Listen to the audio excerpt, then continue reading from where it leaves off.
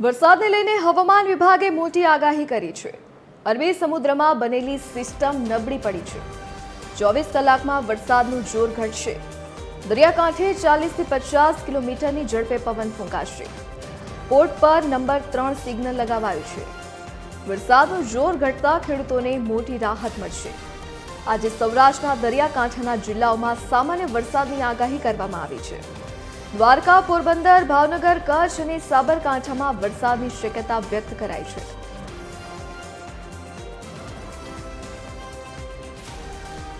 તો સૌરાષ્ટ્રના દરિયાકાંઠાના જિલ્લાઓમાં સામાન્ય વરસાદની હવામાન વિભાગે આગાહી કરી છે। તો દ્વારકા, પોરબંદર, ભાવનગર, કચ્છ અને સાબરકાંઠામાં વરસાદની શક્યતા વ્યક્ત કરવામાં આવી છે। તો વરસાદ વરસવાની શક્યતા હવામાન વિભાગે વ્યક્ત કરી છે। અરબી સમુદ્રમાં જે સિસ્ટમ બની હતી તે હાલ નબળી પડી છે। તેના કારણે 24 કલાકમાં વરસાદનું જોર ઘટશે અને દરિયાકાંઠે 40 થી 50 કિલોમીટરની ઝડપે પવન ફૂંકાવાની પણ શક્યતાઓ વ્યક્ત કરવામાં આવી છે। સંવાદદાતા અભિષેકસિંહ વાઘેલા આપણી સાથે લાઈવ જોડાઈ ગયા છે।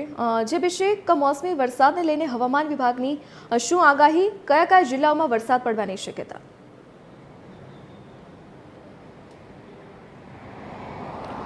બિલકુલ ધરતી, વાત કરીએ તો જે પ્રકારે અરબી સમુદ્રમાં ડીપ ડિપ્રેશન બન્યું હતું ને તે ડીપ ડિપ્રેશન જે છે તે હવેની સ્થિતિ જે છે તે મંદ પડતી જોવા મળી રહી છે। એટલે કે જે સાયક્લોન સર્ક્યુલેશન જે સક્રિય થયું હતું તે હવે નબળું પડતું જોવા મળી રહ્યું છે ને તેના કારણે થઈને હવે જે ભારે વરસાદની આગાહી હતી તે હટવા લાગી છે અને હવે સામાન્યથી મધ્યમ વરસાદ જે છે તે વરસી શકે તે પ્રકારની અત્યારે હાલ માહિતી મળી રહી છે।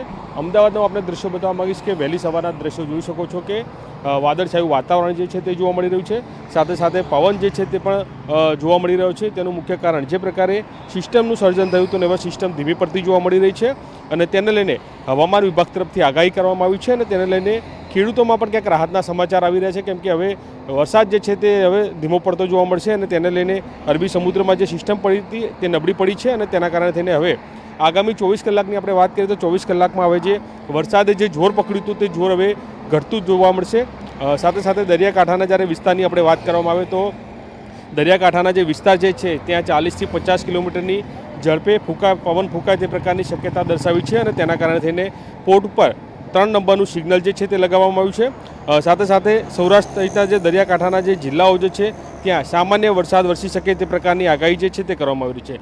આજની જ્યારે વાત કરીએ તો આજે આપણે એવા જિલ્લાઓની વાત કરવામાં આવે કે જ્યાં હળવાથી મધ્યમ વરસાદ સાથે ગાજવીજ સાથે વરસાદ પડી શકે તેવા જિલ્લાઓની વાત કરીએ તો બનાસકાંઠા, પાટણ, મહેસાણા, સાબરકાંઠા, અમદાવાદ, ગાંધીનગર, અરવલ્લી, ખેડા, આણંદ, મહીસાગર, પંચમહાલ, વડોદરા, દાહોદ, છોટાઉદેપુર, ભરૂચ, નર્મદા, સુરત, તાપી, નવસારી, ડાંગ, વલસાડ અને દાદરાનગર હવેલી સહિતના જે વિસ્તારો જે છે ત્યાં ગાજવીજ સાથે હળવાથી મધ્યમ વરસાદ વરસી શકે તે પ્રકારની શક્યતા દર્શાવવામાં આવી છે।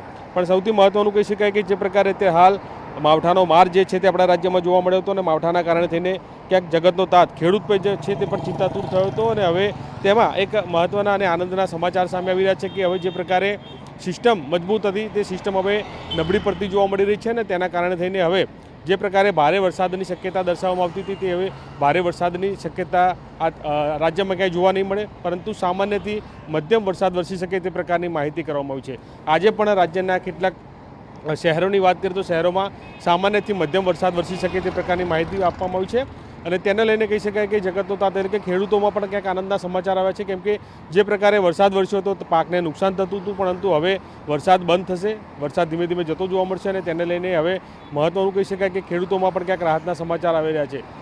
સૌથી મહત્ત્વનું કહી શકાય ધરતી કે જે પ્રકારે સિસ્ટમ સર્જન થયું હતું, વાતાવરણમાં મોટા ફેરફાર જોવા મળ્યા હતા, કેટલાક વિસ્તારોમાં અતિ ભારે વરસાદ વરસ્યો હતો અને તેને લઈને હવે આ રાહતના સમાચાર મળ્યા છે કે હવે ધીમે ધીમે વરસાદ જે છે તે જતો જોવા મળશે અને હવે જે પ્રકારે સિસ્ટમ મજબૂત હતી અને તે સિસ્ટમ નબળી પડતી જોવા મળી છે અને તેના કારણે તેને હવે ક્યાંક જે પ્રકારે શિયાળાની શરૂઆત થઈ હતી તેમ હવે ધીરે ધીરે ઠંડીની શરૂઆત આગામી દિવસોમાં થતી જોવા મળશે।